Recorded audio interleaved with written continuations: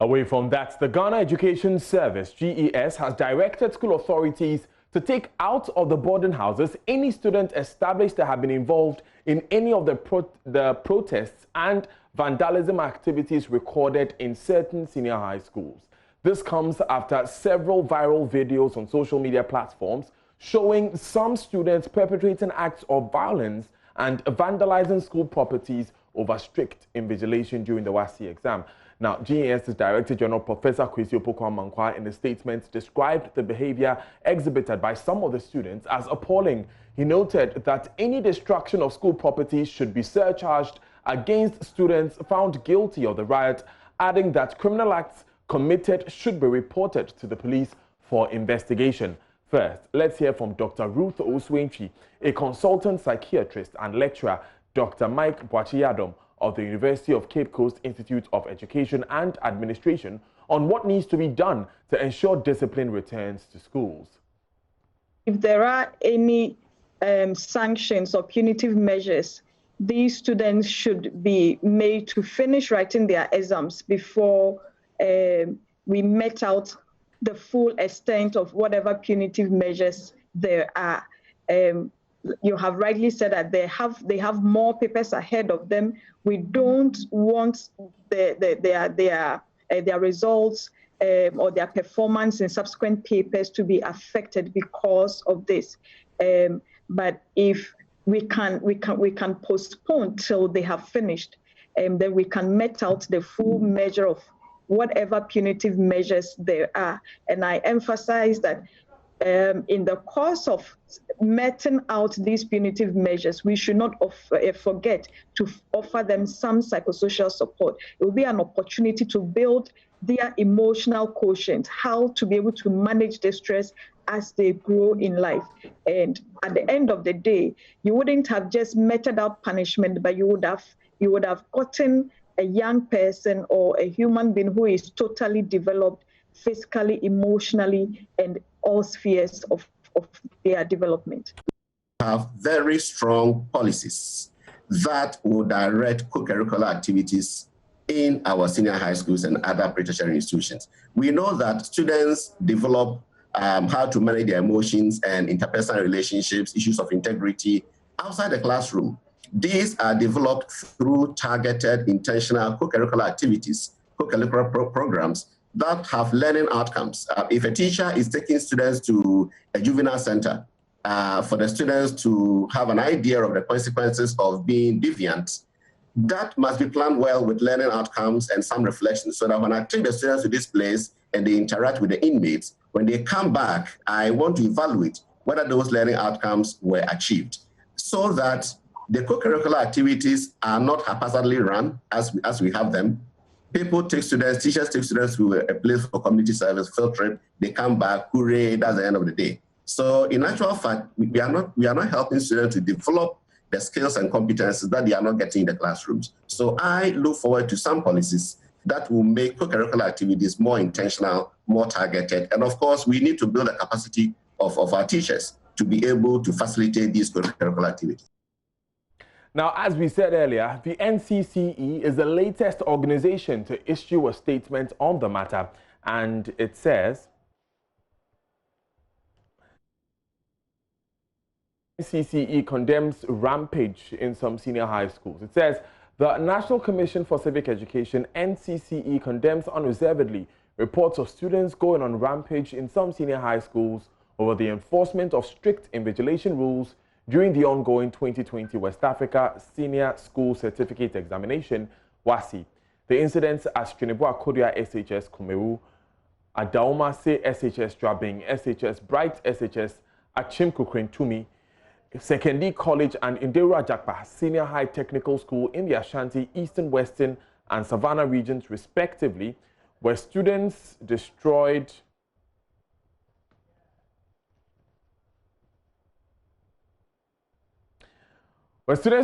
furniture, smashed bowls containing evening meals in the dining hall, attacking invigilators, journalists demonstrated and issued threats to school authorities for being firm on invigilation during exams is unacceptable, objectionable, and intolerable.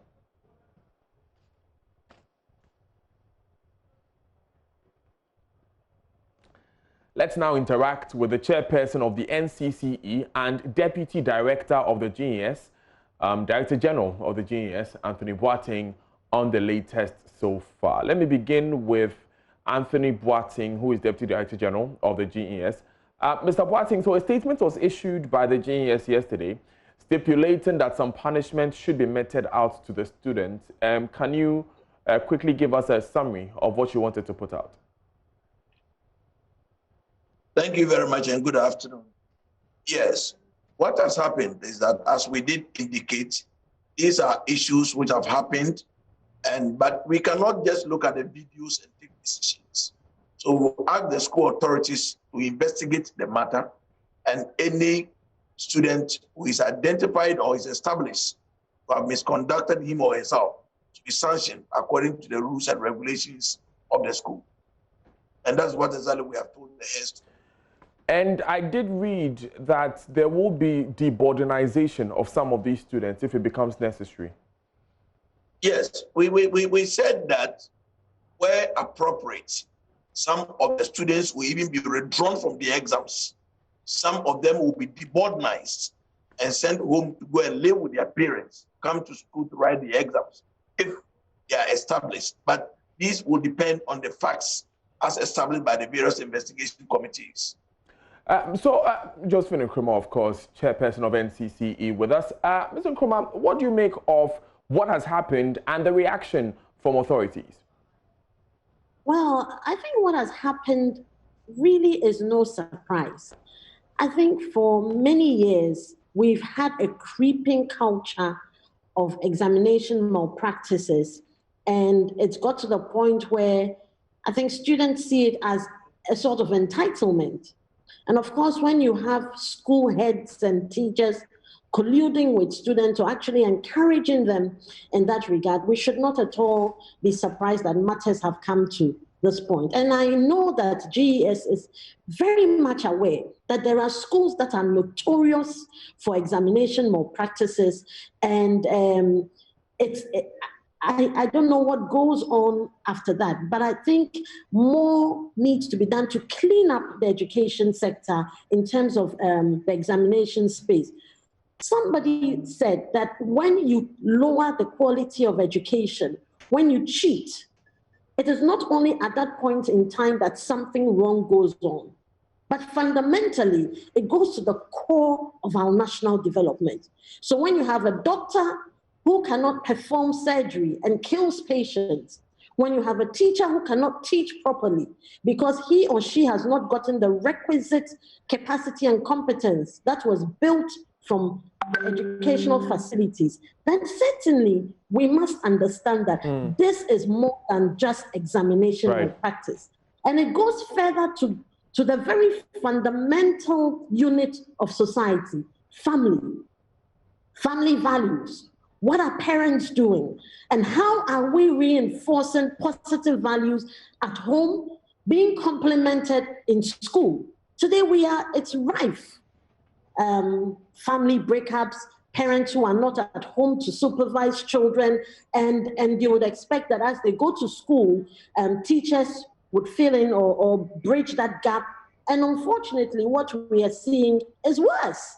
So the very role models that we should see are the ones who are teaching us wrong. And the things that we exhibit at home and in school are the things that begin to mold the young ones. And so if we see these things happening today, we should have a serious conversation about it, accept that the examination space in our education system is sick, it is corrupt, and we should find a way of addressing this holistically.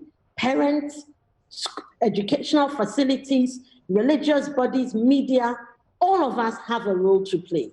Now, let me take that back to the GES, and very strong words there from the NCCE chair.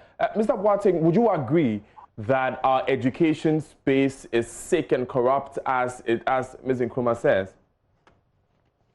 I do not intend to argue with her over some of the comments he has made, but my comment is that some of these issues are societal and systematic. You see, we are talking about the education space. It's a societal problem. I am also privy to incidents where parents themselves have attempted to buy questions for their kids. I'm privy to issues where parents have tried to influence invigilators to children during examinations. So it's more of a societal problem than an issue in the education space.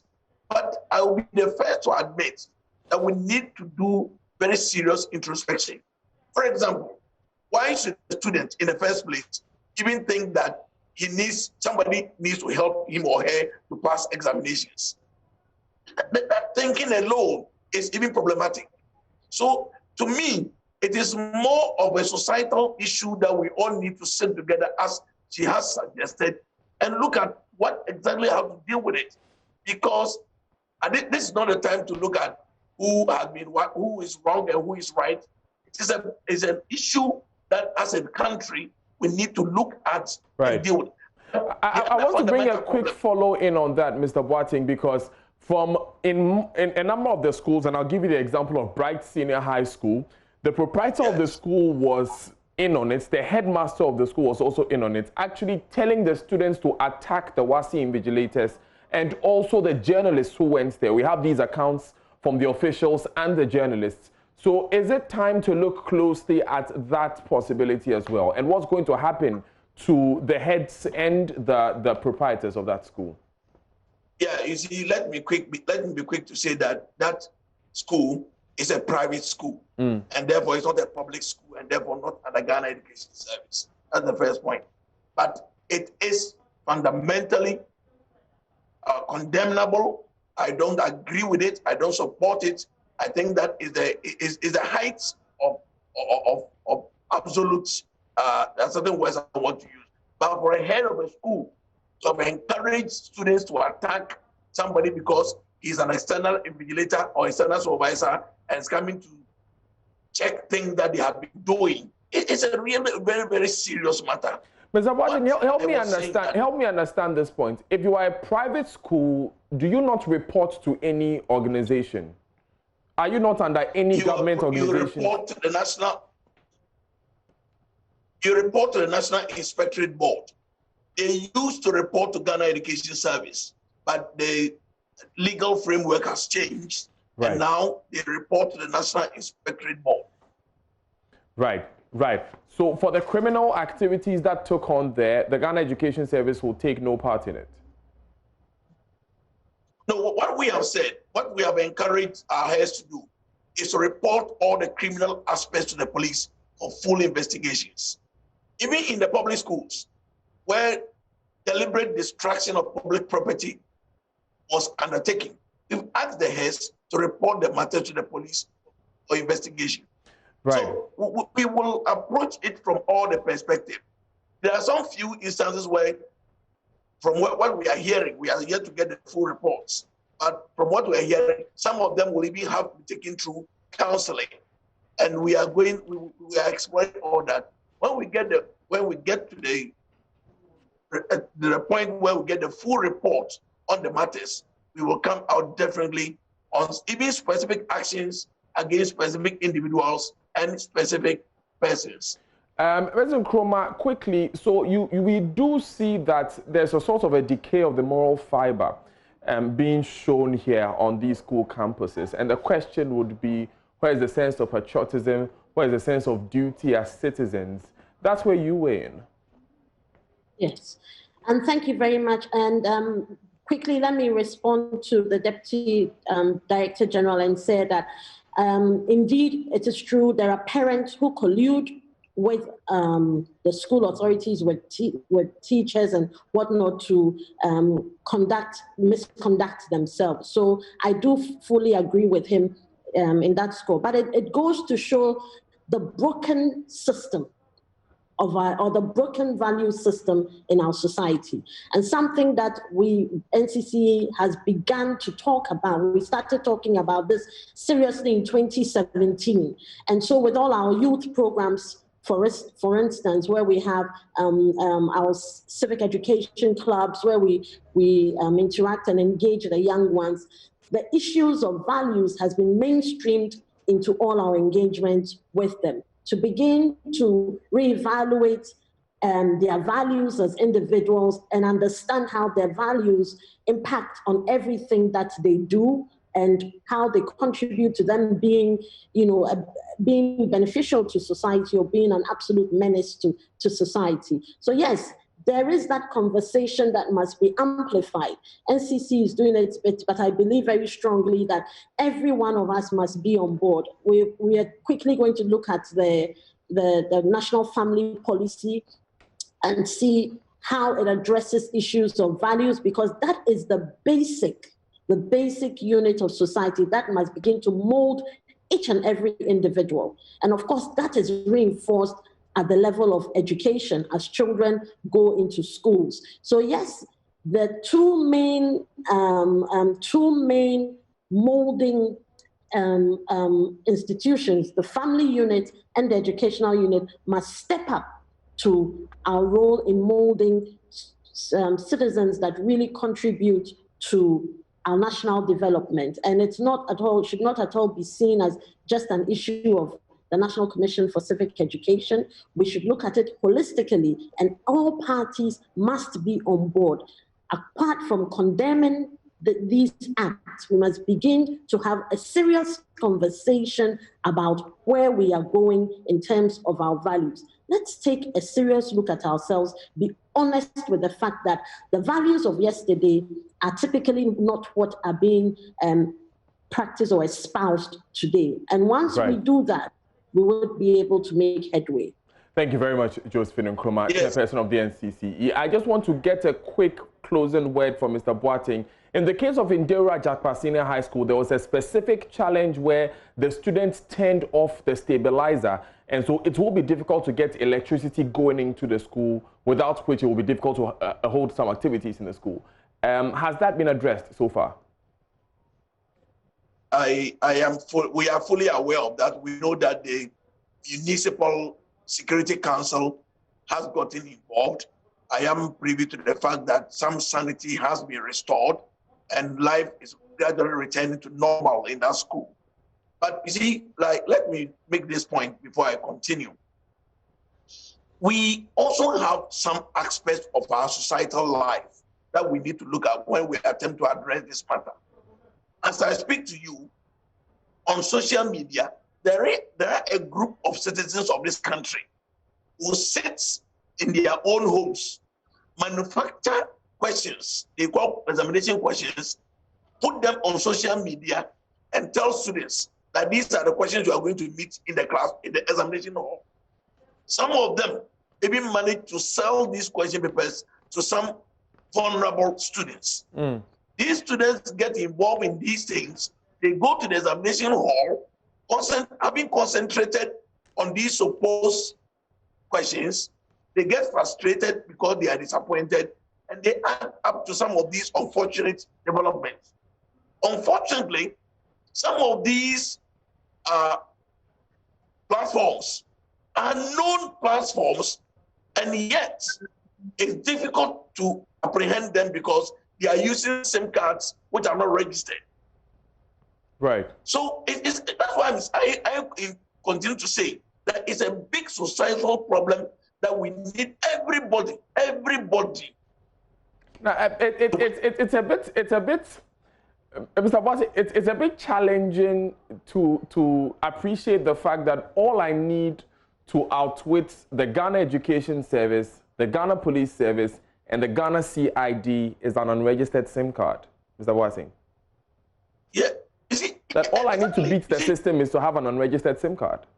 Yes, you see, exactly, because you see, the problem is that it is difficult now to monitor the media space because of social media. And more especially when you can't even track the people. What else do you do? All what we can do as a service is report to the security agencies. I can assure you, I can tell you, and I have the evidence, that WAEC has been battling with this issue of these fake examination questions over years now. Right. Right, Mr. Boateng. The point I'm making is that all these aspects are part of the problem. Mr. Boateng, would have to wrap up this part of the conversation here. Thank you very much for joining us. Anthony Boateng is Deputy Director General for the Ghana Education Service. Josephine Nkrumah chairs the National Commission on Civic Education. We stay with this issue, and some 365 final year students of Indira Jakba Senior High Technical School in Damongo are to pay a bill of not less than 1,000 Ghana cedis for repairs of damages caused to the school's property. This comes after property like the dining hall, furniture, a new 6-unit classroom block, and a master's bungalow, including furniture in the examination hall and louver blades, were all vandalized while they protested what they said was strict invigilation. JoyNews is learning that management has resolved to block the school's website, making it impossible for students to access their results from the internet until they can foot the bill. My colleague, Isaac Nonya, has been to the school and has joined us with more. Isaac, you have been to the school. What's the atmosphere and demeanor of students? First of all, has that stabilizer been fixed? That electricity stabilizer, has it been fixed? Yes, electricity has been stabilized on campus. Okay, so now they have power in school. Confirm that, yes. Okay. I can confirm that the demeanor of both students and teachers is very calm and sober. As of yesterday, when the MC and management of the school moved towards the students, we saw that many of them who came around, both boys and girls, were very calm in a very sober way, showing that what happened the previous night wasn't a good thing to their own welfare and academic way. Now, Isaac, the MC, we understand, was a teacher of the school, and he made a few comments about punishments. What did he say? Yes, the MC did not miss words when he actually poured out his anger on what the student did. He said he was disappointed and couldn't believe that students of that school could do that. A former tutor of that school, he was expecting them to use the right channel in passing their grievances through, but not to take the law into their hands by trying to destroy school property. He also was very lucky to have intervened to stop the students from trying to burn the new school block that has been given to them to be able to end the double track. Right, thank you very much, Isaac Nonya, for reporting there from the Savannah region. You're live on Joy News today with me, Daniel Daze. Now, the Ghana Health Service has launched an initiative dubbed Start Right, Feed Right to promote breastfeeding among nursing mothers. Now, the move is in line of activities earmarked to create awareness and highlight the importance of breastfeeding babies. Director General of the Ghana Health Service, Dr. Patrick Kuma Abwaje, in an interview with JoyNews, outlined the rationale behind the initiative. Advocacy and support and awareness of the importance of breastfeeding children. This year's theme is Start Right, Feed Right, and Feed up to 2 years. And we are doing this across the country. It's a year-long activity that we'll be doing that even in the event of COVID, mothers should continue breastfeeding appropriately, allow us to win the gains. We used to have about 63% of all our babies being breastfed exclusively. It dropped to 52. We are working very hard to raise it up because it's healthy, it boosts their immunity, and it helps everybody grow right. Those children who breastfeed grow up more healthier and more intelligent and are able to support the build-up of this nation. Thank you. Now, Deputy Health Minister Tina Mensah spoke on behalf of the minister. Worth noting that as a country, we have come a long way in our quest to ensure that all children born have the best start in life. But this journey has not been without challenges. We have faced some challenges along the way, beginning with adoption and implementation of the Baby-Friendly Hospitals Initiative, enactment of the Breastfeeding Promotion Regulation in 2000, and the ratification of the Maternity Convention, as well as implementing several actions at the health facility and community level. Now, the UN Resident Coordinator, Dr. Charles Bani, called for an increased investment in breastfeeding awareness. For two great opportunities to ensure investment in nutrition is increased.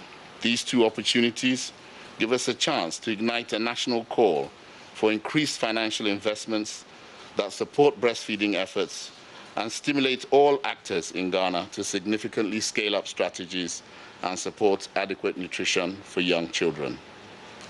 The campaign we are launching today, Start Right, Feed Right, from birth to the first 2 years, is an exciting opportunity to mobilize all key actors at the national and regional levels.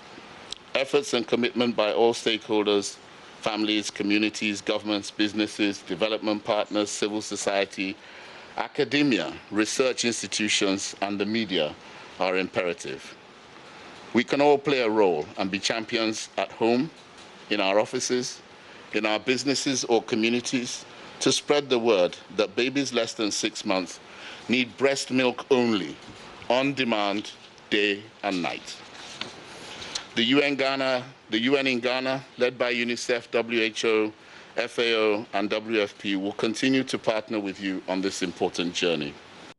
And you're live on Joy News today with me, Daniel Dazi. Up next is Charles Aite with business.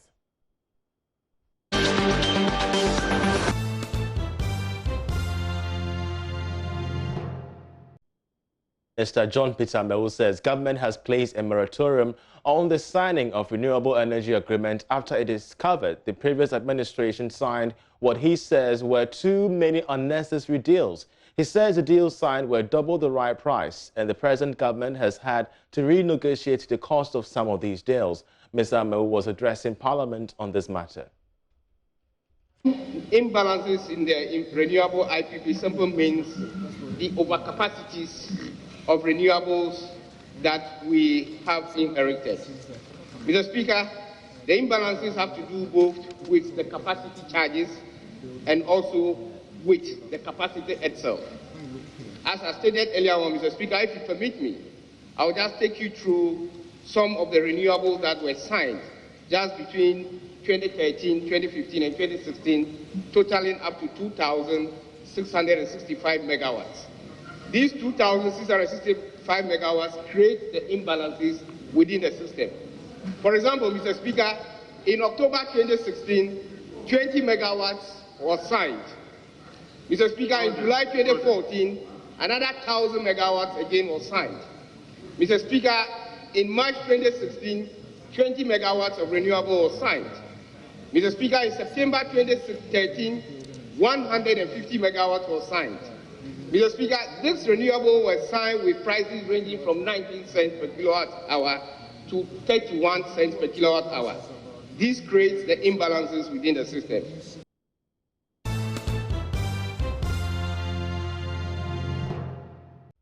Thank you very much for staying here with us on Joy News today. My name is Nathaniel Atwin. News just coming in indicates that Nana Yaw Amponsah, who was once a presidential candidate for the Ghana FA's elections last year, has been confirmed finally as CEO of Kumasi Asante Kotoko at the Sports Hotel in Kumasi. Well, we go over now to Kumasi, where the news conference to unveil him is happening. For the details.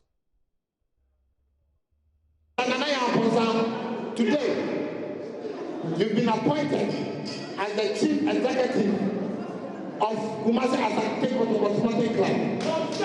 As calling on in unveiling him to the public.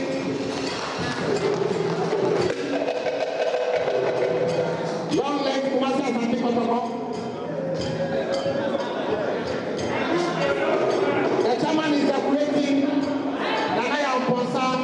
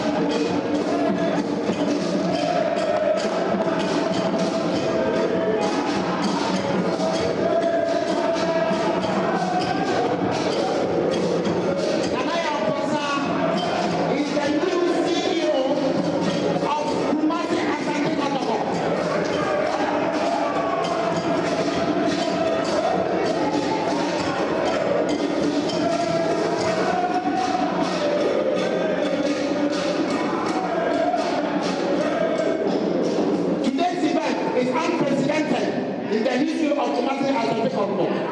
This is the first time a chief executive officially been unveiled to the public. So thanks to the newly board of Kumasi Asante Kotoko with Chairman Kwadiche in charge. We thank you all very much. At this juncture, I will leave the microphone to Nana Yampasa to share a few words with us.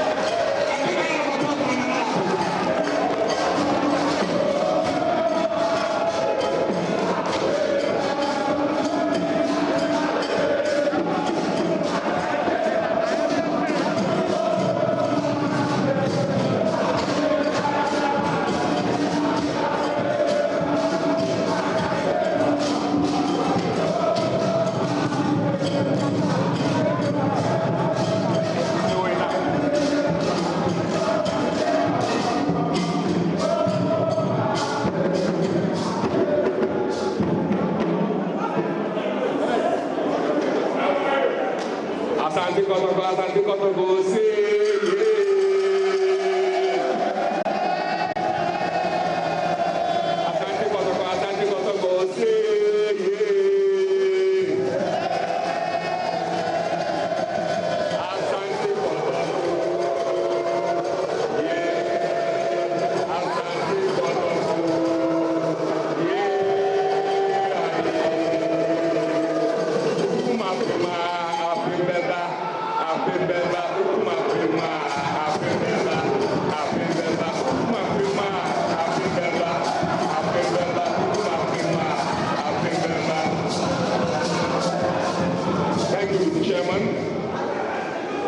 Thank you, Mr. Jeffries, for the board of directors.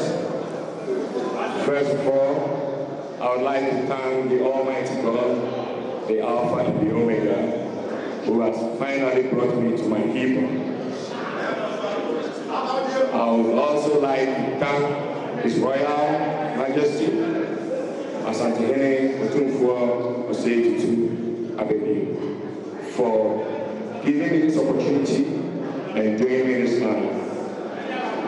The next to thank is the Chief of Staff of Malaysia, Openi Kofi Behu. Sir, I thank you for the opportunity and trust.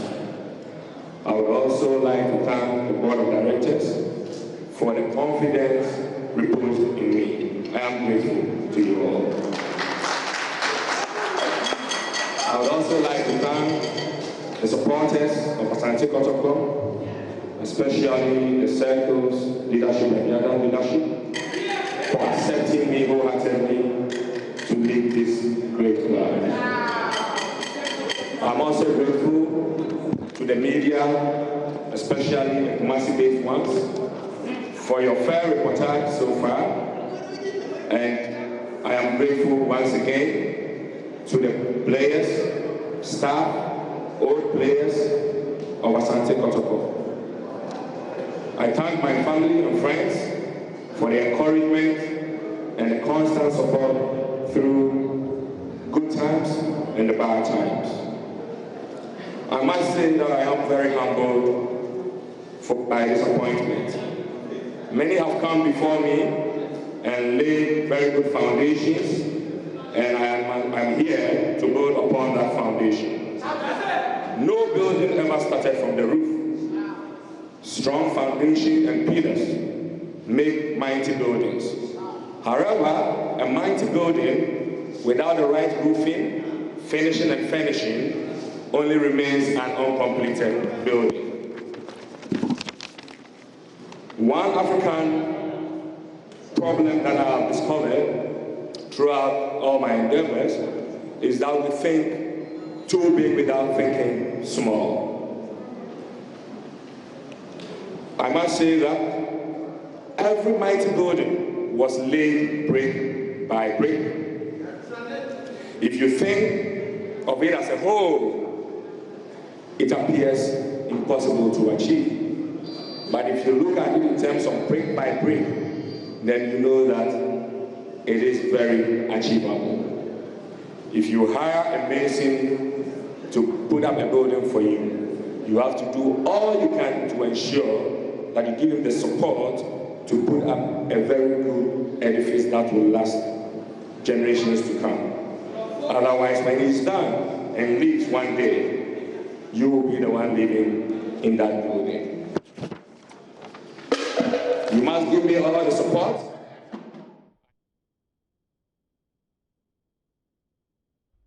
All right, so that is the new CEO of Kumasi Asante Kotoko, Nanayawa Mponsa, who previously participated in the election for the presidency of the Ghana FA. So we'll be bringing you some more details of that address on Sports Today at exactly 2 p.m. right here on this channel. Showbiz comes up next right here on Joy News Today.